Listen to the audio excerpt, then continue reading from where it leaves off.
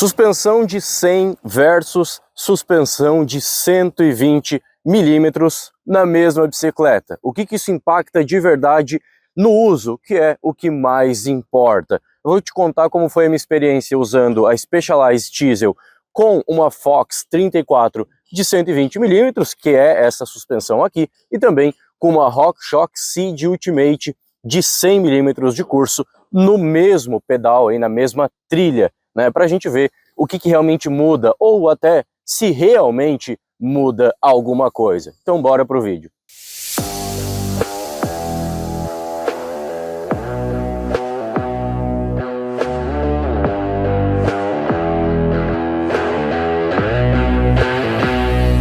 Senhoras e senhores, bem-vindos a mais um vídeo. Me chamo Júnior Quadros e esse vídeo ele é basicamente uma opinião pessoal. Isso porque assim, a gente já fez um vídeo aqui, né, comparando o comportamento, na verdade, o que altera na geometria de um quadro. A gente pegou o Absolute Wild Boost como exemplo. Vou deixar aqui no card, aparecendo aqui no canto superior direito, não sei se é para cá ou para cá, mas enfim, o card desse vídeo, caso tu não tenha visto. E lá a gente viu que sim, 20 milímetros a mais na suspensão pode acabar com a geometria da bicicleta quando ela não foi projetada para isso.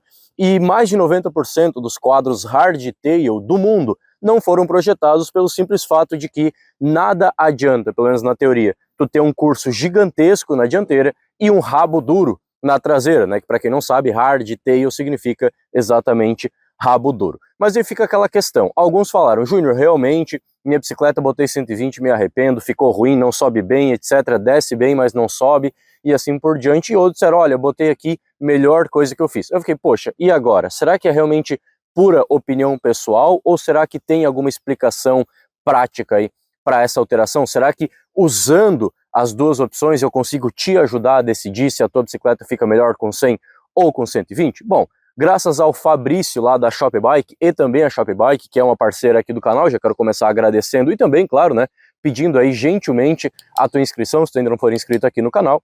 Ele me emprestou a bicicleta dele e sugeriu, né, que a gente colocasse a minha suspensão para testar e ver como é que fica com 120. Então aqui a única coisa que é minha é o GPS, a garrafinha e a suspensão. Essa bicicleta originalmente, como eu disse, ela é utilizada com uma Seed Ultimate de 100 milímetros de curso.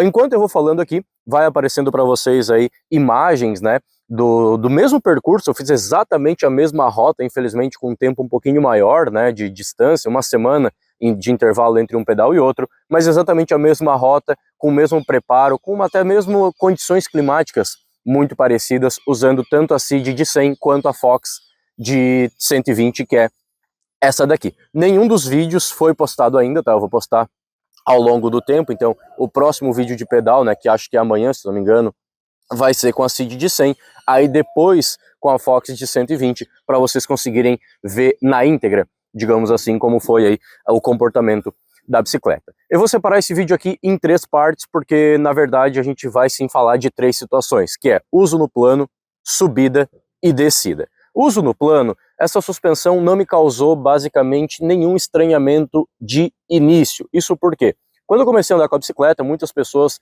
falaram, né, nos comentários: a minha bicicleta, ela parou de desenvolver bem no plano, agora ela ficou amarrada, ela ficou esquisita, ela parece que está lenta. E quando eu comecei a andar com a Diesel com 120, eu não percebi diferença alguma dela para 100 milímetros. Então eu pensei, poxa, realmente esses 20 milímetros no plano não fizeram nenhuma alteração. Porém, conforme eu fui andando mais tempo, né, fui passando mais tempo pedalando, eu comecei a perceber uma pressão no meu períneo, que é a região ali entre o teu órgão e o teu ânus, sabe? A solda do corpo humano ali, né, como alguns falam. Essa é a região perianal e ali começou a me incomodar. Júnior, isso é fit? Pode ser que sim, mas de qualquer forma essa bicicleta ela não foi alterada em nada, absolutamente nada, a não ser a suspensão. Então tudo que ela estava configurada para Seed de 100, ela foi mantida aí para Fox de 120, para realmente a gente analisar o comportamento mudando apenas a suspensão. Porque se tu muda a suspensão, aí tu muda o choque, aliás, perdão, muda o retrátil, muda o selim, muda a mesinha, muda o fit, tu tá alterando toda a bicicleta, né, e não apenas a suspensão, para te ter essa sensação aí do que realmente afeta essa troca. E aí, com o passar do tempo, eu comecei a sentir essa dor, nessa pressão, e comecei a perceber outra questão também. eu comecei a ficar com um pouco de dificuldade para respirar. Não dificuldade para respirar de tipo ficar sem ar, mas eu comecei a sentir o meu estômago um pouco dolorido, porque eu estava pressionando muito assim a minha barriga. Então eu estava ficando em uma posição um pouco mais aerodinâmica do que o normal, já automaticamente para corrigir a frente mais erguida. Ou seja, como o guidão veio mais para cima, o meu corpo acabou ficando mais para baixo, pressionando um pouquinho aí a minha barriga, né, dificultando um pouco a respiração. Júnior, estômago não tem nada a ver com respiração. Mas sabe, se tomar um soco no estômago fica difícil de respirar, né? É basicamente a mesma premissa.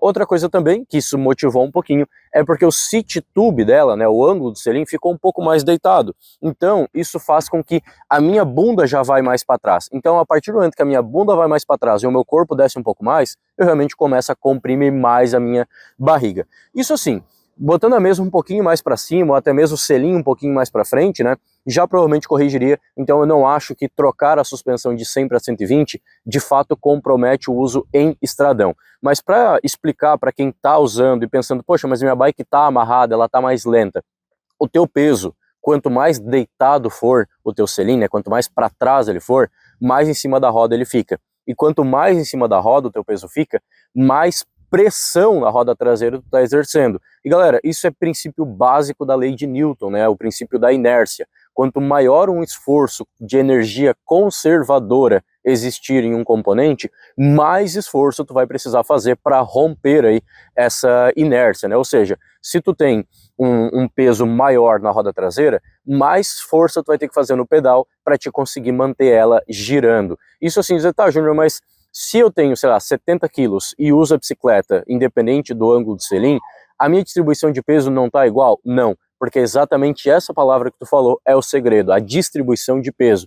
Então, quanto melhor distribuído o teu peso for no uso plano entre a roda dianteira e a traseira, mais estável a tua dianteira vai ficar e menos esforço tu vai precisar fazer na roda traseira. Por isso que é mais fácil de tu pedalar, né? Tu consegue botar mais força quando tu te abaixa e faz ataque pedalando. Por exemplo, os sprinters, né, de speed, segura lá embaixo no drop do guidão, botando o corpo todo na roda dianteira e pedalando com muita força na traseira, porque a roda fica com menos peso efetivo segurando ela no solo, que pode causar um pouco de falta de aderência, mas nesse caso não chega a tanto, deixando então uma pedalada mais efetiva. Tu faz mais esforço para tracionar a bicicleta e não apenas para, aliás, e não para movimentar o teu peso. Então assim, uso em plano, para resumir, né, para a gente encerrar essa primeira parte.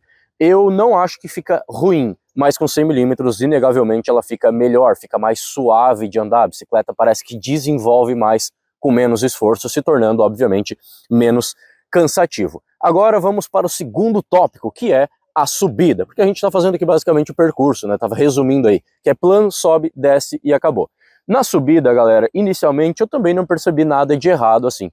A Tissel, para quem... Eu assim, ó, no final aqui do vídeo, eu vou colocar a alteração de geometria que os 20 milímetros a mais de suspensão causaram na bicicleta, tá? Eu peguei ali, fiz no CAD do computador, né? Na verdade foi no SketchUp, mas enfim, um programa de engenharia, tá?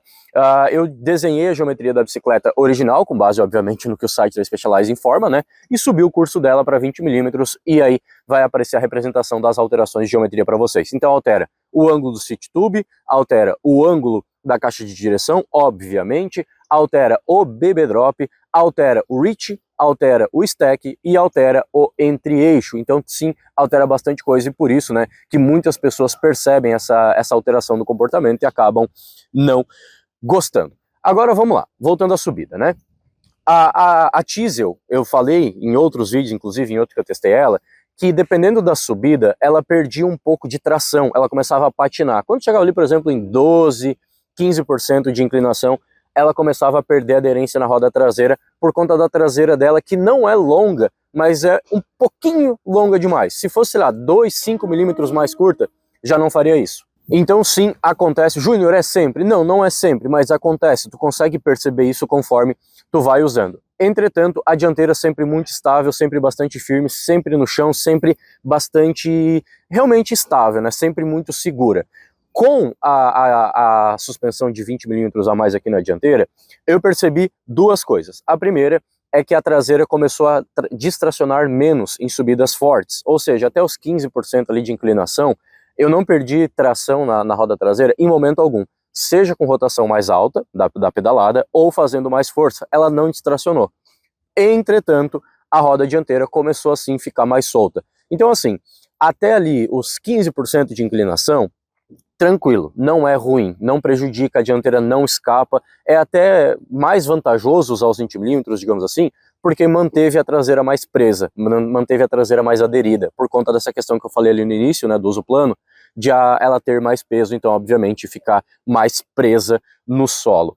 Porém, a partir de 15% de inclinação, a bicicleta começa a ficar com a frente um pouquinho boba, não chega a ser prejudicial, mas sim fica pior do que com 100 milímetros, mas o principal é que tu precisa se abaixar muito rente à mesinha para conseguir compensar o teu peso corporal e fazer uma força mais efetiva para a escalada. Isso, mais uma vez, esmaga muito a tua barriga, tu fica muito pressionado e acaba dificultando não só a imposição de força na pedalada, mas também a tua respiração. Então, mais uma vez, começa a complicar a tua parte, o teu cardio, digamos assim, né? Começa a ficar ruim de respirar, o que compromete diretamente a imposição de força. Júnior, se botar uma mesinha mais negativa, é corrigido? Não, porque essa questão da barriga pressionada não é tanto por questão do cockpit, do guidão e mesa, e sim do ângulo do seat tube. Então talvez seja mais eficiente tu botar o teu selim todo para frente para tentar corrigir o ângulo efetivo do que uma mesa mais negativa. Claro que quanto mais negativa a mesa e mais para frente o selim, né, mais para frente o seat tube ali, mais de pé for o ângulo efetivo, mais eficiente vai ser para a escalada. Mas nesse caso, só botar uma mesa mais negativa vai piorar a situação aqui do teu tronco, né, do teu estômago, da tua respiração, porque na verdade tu já está comprimindo a barriga. Se tu te abaixar ainda mais, cara, tu vai ficar basicamente sem conseguir respirar de tão pressionado que tu vai ficar. Então, quem tá falando, minha bike ela não tá subindo muito bem, acho que eu vou negativar a mesa. Cara, não vai resolver, vai talvez até piorar. Então, analisa o selim, meu selim já tá todo para frente. Então, esse é um grande indicativo de que a tua bicicleta não comporta 120 de curso. Agora, o ponto negativo, além desse, né, para escalada, desses 20 milímetros a mais na suspensão, é que o teu peso já fica mais projetado para trás, como eu falei, né? Isso, como eu disse, deixa a roda traseira mais presa, então ela distraciona menos quando tu tá subindo sentado, seja em alta rotação ou fazendo força. Porém, quando tu vai subir de pé, tipo uma subida de 25%, algo do tipo, aí a traseira patina com muita facilidade. Na verdade, a partir ali de 17, 18% de inclinação, se tu tiver de pé, ela já começa a distracionar. Coisa que não acontecia com tanta facilidade com a suspensão de 100 milímetros. Júnior, por quê? É simples. Como tu vai estar com o teu corpo empinado, né, a bicicleta vai estar deslocada para trás e o teu peso também, quando tu fica de pé, a efetividade da força, o ponto de maior concentração de peso, não é mais o selim, e sim o central, onde tu tá pondo potência e o teu peso no pé de vela e no guidão.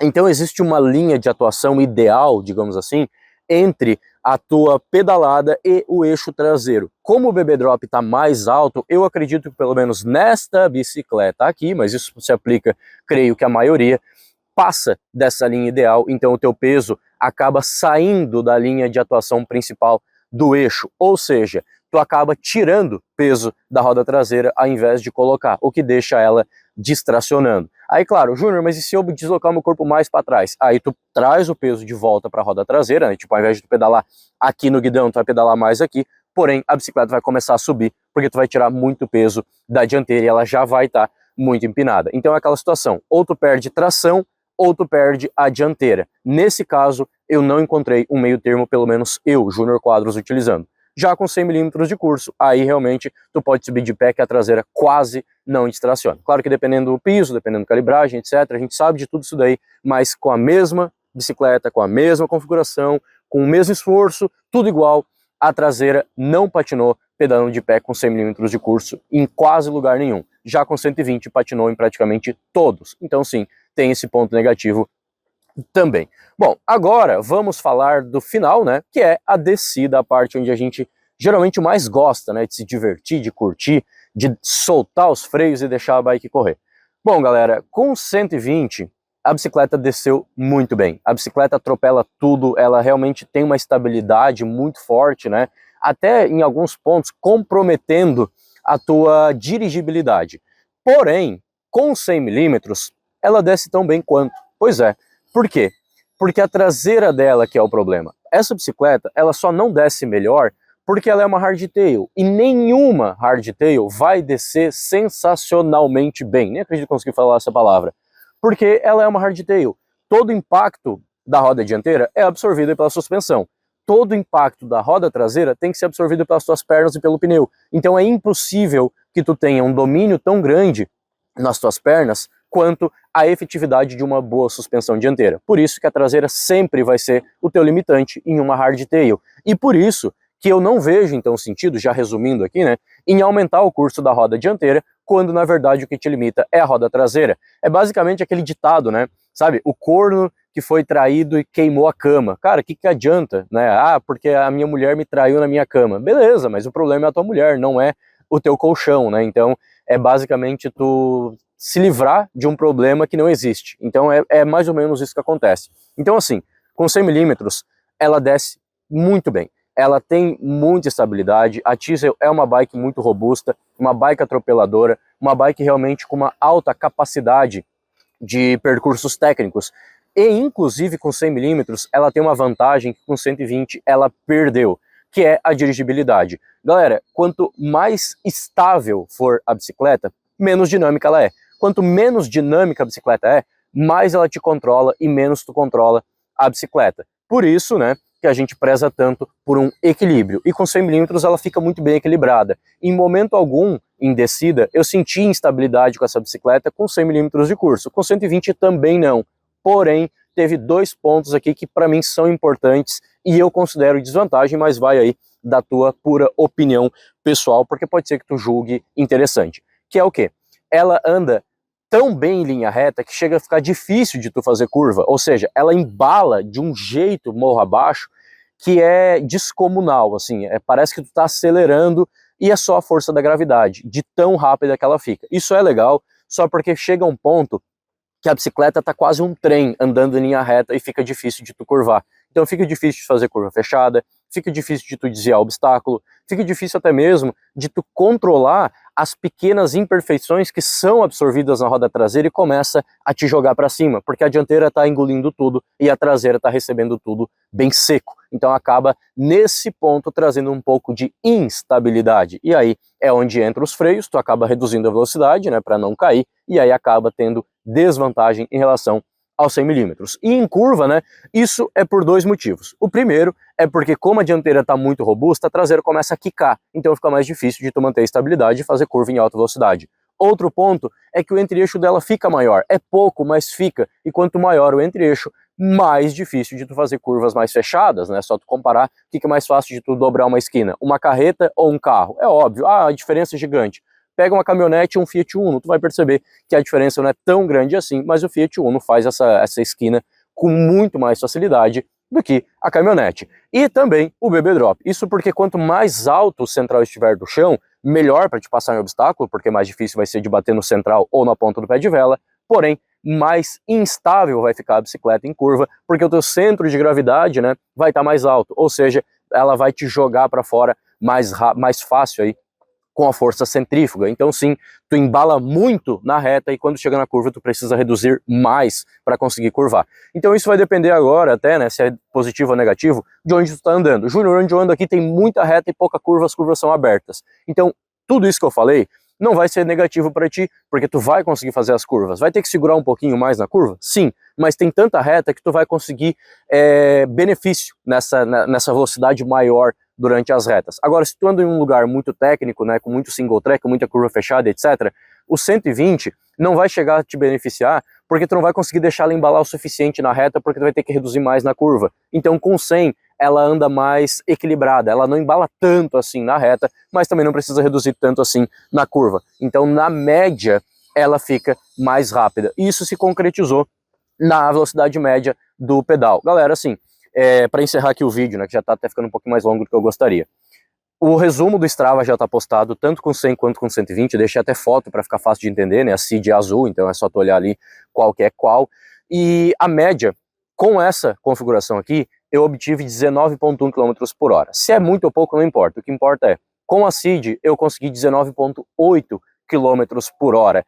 E assim, as condições climáticas estavam praticamente iguais. A diferença é que com a versão de 120, que eu obtive uma média menor, estava mais frio. e para quem me conhece sabe que eu não pedalo bem no calor. Então eu imagino que se as condições climáticas estivessem exatamente iguais, a diferença, ao invés de ser 0,7 km, seria talvez de 1 km ou até mais do que isso, porque eu teria andado ainda melhor na Teasel com a Seed do que com a Fox. Porque é assim, ela não fica amarrada, não fica lenta, mas ela, na verdade sim, ela fica um pouquinho mais lenta. Não prejudica o uso, mas com 100 mm ela fica muito melhor. Então assim, Júnior, 120 deixa a bike uma porcaria? Não nesse caso.